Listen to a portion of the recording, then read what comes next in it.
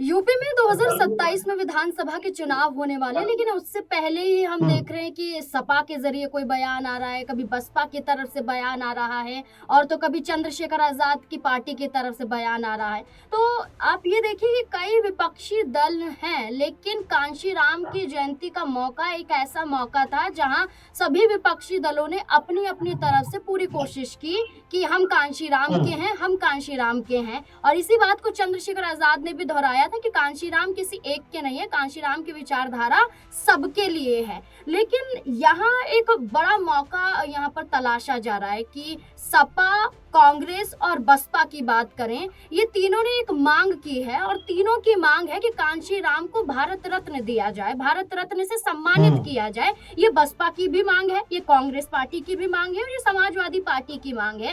इन 3 दलों का एक ही मांग करना क्या बताता है? तो ये इससे जुड़े हुए उत्तर प्रदेश की राजनीति में कई बड़े सवाल यहाँ पर खड़े हो जाते हैं। हमारे वरिष्ठ सहयोगी अमन सर हमारे साथ जुड़ चुके हैं, जानने की कोशिश करेंगे उनसे क्या कुछ उत्तर प्रदेश में चल रहा है। सर, आपका बहुत-बहुत स्वागत है।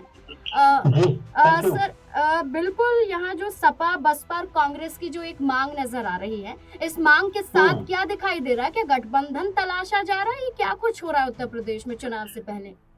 देखिए ज़ाहिर बात है नाज़मीन कि आने वाले हुँ, साल भर के भीतर उत्तर प्रदेश में विधानसभा का चुनाव है, तो ऐसे में कौन कितना बड़ा कांशीराम भक्त हो सकता है, उसको साबित करने की आप देख रहे हैं होच ही लग गई है। इससे पहले सपा में देखा गया जिस तरह से वो जो है कांशीराम जी की बड़ाई करते हुए नज़र आए, हुँ, तमाम जो पुराना इतिहास था, वो खंगालते हुए दिखाई पड़े। कांग्रेस पार्टी हुँ, ने बाकायदा जो है कांशीराम जी को याद किया, तो ऐसे में आप समझ सकते हैं कि देखिए चुनावों का जब वक़्त होता है, हुँ, तब इस तरह से जो बड़े और हुँ, महापुरुष लोग होते हैं, उनको याद किया जाता है और यहाँ पर सीधा-सीधा मतलब ये होता है कि जो दलित वोट बैंक है, वो किस तरह से अपने पास में उनको लाया जाए, उनको अपने साथ हुँ, मिलाया जाए। क्योंकि देखिए राजनीति के हिसाब से देखा जाए नाज़रीन, तो यहाँ पर दलित वोट बैंक पे हमेशा से सबकी नज़रें लगी हुई हैं। हुँ, आप देखिए 20-22% उत्तर प्रदेश में लगभग कह सकते हैं दलित वोट बैंक है। तो ऐसे हुँ, में जिस तरफ भी ये आंकड़ा चला जाएगा, उसकी सरकार बनती हुई दिखाई पड़ेगी। बहन जी की बात करें, तो उन्होंने भी हमेशा से जो रणनीति बनाई है कि दलित और मुस्लिम जो वोटर होता है, उनको एक साथ लेकर आने का प्रयास किया है और देखिए हुँ, कई दफा इसमें वो कामयाब भी रही हैं।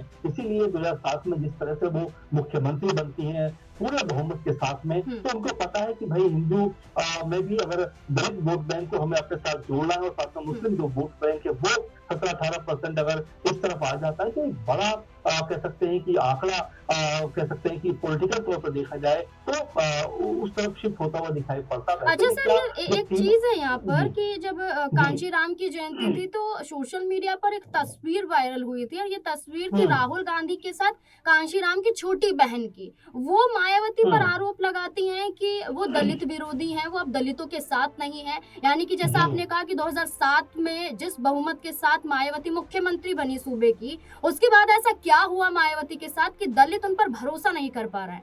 देखिए, 2 बातें हैं नाज़मीन, हुँ, क्योंकि बा 2007 से 12 तक मुख्यमंत्री हुँ, मायावती रहती हैं, पूर्ण बहुमत की सरकार ये रहती है। अब ऐसे में उन्होंने क्या वाक़ई में दलितों के उद्धार के लिए, उत्थान के लिए हुँ, कुछ काम किया? इसको लेकर तमाम तरह के सवाल उठे कि भई ये भी हुँ, कहा गया कि उन्होंने सिर्फ़ अपनी मूर्तियाँ बनवाई, हुँ, हाथियों की मूर्तियाँ बनवाई, यानी कि एक तरीके से जो पैसे का सही इस्तेमाल होना चाहिए हुँ, था, वो इस्तेमाल उतना बेहतर तरीके से नहीं हुआ। जिस हुँ, तरह से उन्होंने पार्क डेवलप की, उसको लेकर भी कहा गया। तो ये तमाम बातें ऐसी रही जो हुँ, जो आलोचक थे इस बात को कहते रहे कि अगर मायावती यही पैसा अगर दलितों की पढ़ाई-लिखाई में उनके बेहतर भविष्य के लिए खर्च हुँ, करती, तो आज भी जो वोटर था उनके हक में बना रहता। और दूसरी जो मैं सोचता हूँ सबसे महत्वपूर्ण जो चीज़ है वो ये नज़र आती है कि मायावती का जो एक राजनीति में जुड़ाव रहा है, जो कद हुँ, रहा है, वो इसलिए रहा कि वो ज़मीन पे हमेशा से राजनीति करती रही, लोगों के बीच में हमेशा जाती रही। लेकिन इन 8-10 सालों की बात करें तो बिल्कुल पब्लिक के बीच में जाना और जनता के बीच में जाना इस तरीके से उन्होंने या तो बंद कर दिया या लगभग ये मान सकते हैं कि ना के बराबर कर दिया। अब ऐसे में उनका भतीजा हुँ, आकाश आनंद वो निकल कर सामने आते हैं, खुद उनके भतीजे ऐसी बयानबाजी कर देते हैं कि मायावती खुद अनकंफर्टेबल हो जाती है। हुँ, तो ये तमाम ऐसी बातें जो मायावती को एक उत्तराधिकारी चाहिए वो हुँ, बन नहीं पाया या उनको मिल नहीं पाया और यही हुँ, वजह है कि मायावती का जो कद रहा, अब जब ढलान पर राजनीति आ रही है तो उनके जैसा दूसरा कोई नहीं मिल रहा है, क्योंकि हुँ, ये भी एक बात कही जाती है कांशीराम जी के पास मायावती थी, लेकिन हुँ, मायावती के पास ऐसा कोई भी हुँ, नहीं है जो बीएसपी को मजबूती के साथ आगे बढ़ाता हुआ दिखाई पड़े। इसीलिए कभी आकाश आनंद पे बात होती है, कभी दूसरे चेहरे पर बात होती है, लेकिन मायावती का जो चेहरा अभी भी बना हुआ है, लोग उससे दूर नहीं जाना चाहते।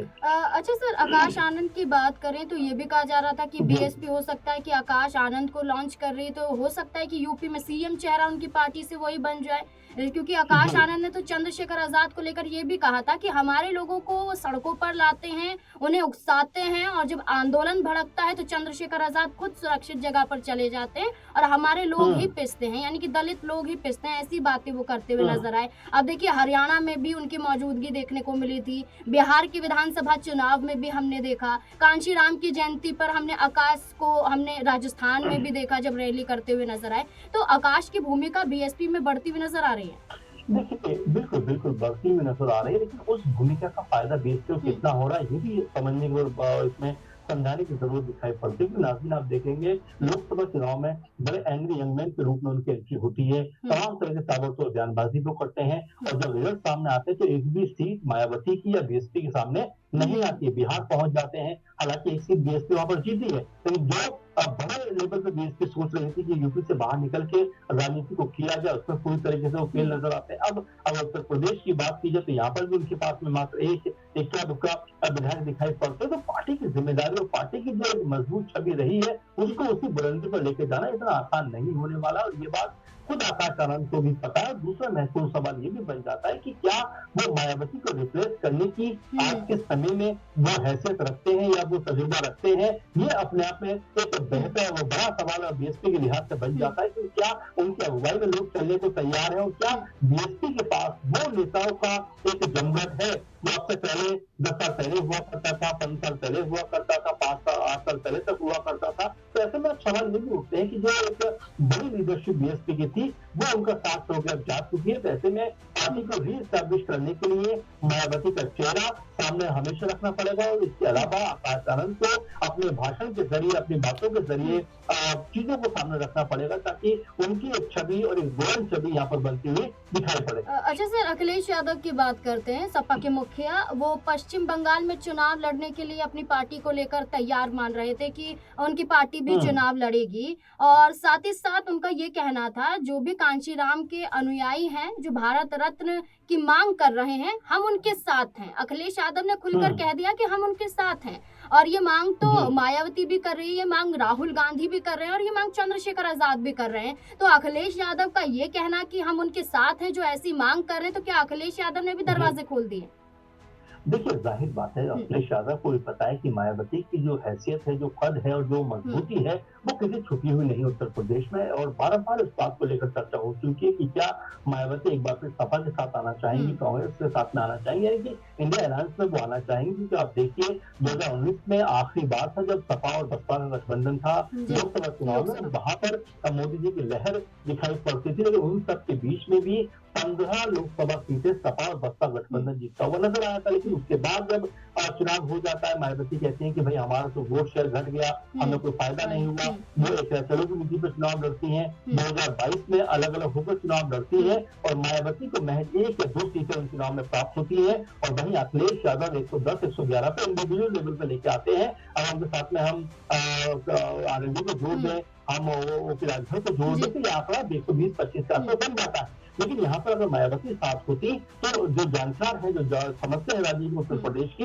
ये मानते हैं कि कम से कम 200 का आंकड़ा ये बहुमत, ये गठबंधन जो है वो पार करता हुआ दिखाई पड़ता। क्योंकि जब आंकड़े निकल के सामने आए तब ये पता चला कि लगभग 80 सीटें ऐसी थी जो मायावती की वजह से सपा को गंवानी पड़ी। तो ये तमाम ऐसे आंकड़ेबाजी का खेल है जो बताता है कि अगर दोनों की ताकत एक जगह आ जाए और साथ में कांग्रेस पार्टी भी इसमें शामिल हो जाए, तो इनको हराना वाकई बीजेपी के लिए आसान बात रहने वाली नहीं है। सपा के मुखिया अखिलेश यादव की बात करें तो सर, एक और उनका बयान सामने आता है, और वो ये कहते हैं कि यूपी में बुलडोजर चालक बदलेगा, पश्चिम बंगाल में तो ममता बनर्जी फिर से आएंगी, ये बात करते हैं, और साथ ही साथ कहते हैं कि यूपी में बुलडोजर चालक बदलेगा और उनकी पार्टी से मुखिया होगा, यानी कि मुख्यमंत्री को लेकर अपनी बातें करते हुए नजर आ रहे हैं।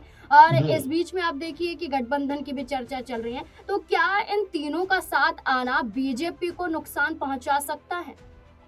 देखिए, बिल्कुल, और इसमें कोई हैरानी की बात भी नहीं कि आने वाले चुनाव के जब वक्त हो उससे पहले कहीं ये तीनों एक साथ आ ना जाए। क्योंकि आप देखिए कि मायावती को भी पता है कि उनकी पार्टी की जो इस समय मजबूती की बहुत ताकत के साथ में नजर नहीं आती है। 2024 के चुनावों की बात करें तो महज 10 के आसपास तो उनके पास मत प्रतिशत रहा, जो उस समय 20-22% सिर्फ दलितों का रहता था। तो वो भी समझ पा रहे हैं कि अकेले चलने की नीति पर भले ही वो बात तो कर रहे हैं, लेकिन ये उस तरह से अब सफल होने वाला नहीं है। उनको भी जरूरत है और यहाँ पर हो सकता है कि चुनाव आते आते कहीं अखिलेश यादव और मायावती जी और इसके अलावा राहुल गांधी यानी कांग्रेस पार्टी भी साथ में मिलकर चुनाव लड़ते हुए नजर ना आ जाए। अगर ऐसा होता है तो वाकई आप ये देखिएगा कि चुनावों में बीजेपी को खासी मशक्कत करनी पड़ेगी, क्योंकि बीजेपी के अंदर खाने में भी हालात बहुत बेहतर नजर नहीं आ रहे। ब्राह्मण का जो विधायक है उनका अलग रुख नजर आता है। कभी कोई विधायक योगी जी के बारे में कुछ कह देता है, कभी जो उप मुख्यमंत्री है ब्रजेश पाठक और केशव प्रसाद मौर्य वो कुछ अलग राह अपनाते हुए दिखाई पड़ते हैं। अभी मुक्तेश्वर जी महाराज का मामला अभी चल ही रहा है। तो ऐसे में तमाम फैक्टर है जो कहीं ना कहीं ऐसा लगता है कि बीजेपी के लिए भी इन चुनावों में जीत दर्ज करना इतना आसान नहीं रहने वाला है। बिल्कुल जीत तो आसान नहीं होगी, लेकिन इस बीच में जिस तरीके से विपक्ष के सभी दल एक आने की चर्चा कर रहे हैं, ये कहीं ना कहीं उत्तर प्रदेश में एक बदलाव की कहीं ना कहीं सोच नजर आ रही है। और इसी बदलाव के साथ 2027 के विधानसभा चुनाव में कुछ भी हो सकता है। सर आपका बहुत बहुत शुक्रिया। अब यही देखना होगा कि 27 में जो चुनाव होगा वो क्या होगा। क्या वाकई जो अभी एकला चलो पर बीएसपी नजर आ रही है, वहीं कांग्रेस हाथ बढ़ा रही है, सपा हाथ बढ़ा रही है, आजाद समाज पार्टी हाथ बढ़ा रही है, तो क्या ऐसे में बसपा भी झुककर हाथ आगे बढ़ाते हुए नजर आएगी? और क्या इन 4 दलों का गठबंधन होता है तो क्या बीजेपी पर भारी पड़ता हुआ नजर आएगा? ये भी कई बड़ा सवाल यहाँ पर दिखाई देता है। देखना होगा और देखते हैं कि जब 27 के चुनाव और नजदीक आएंगे तब क्या कुछ होता हुआ दिखाई दे सकता है।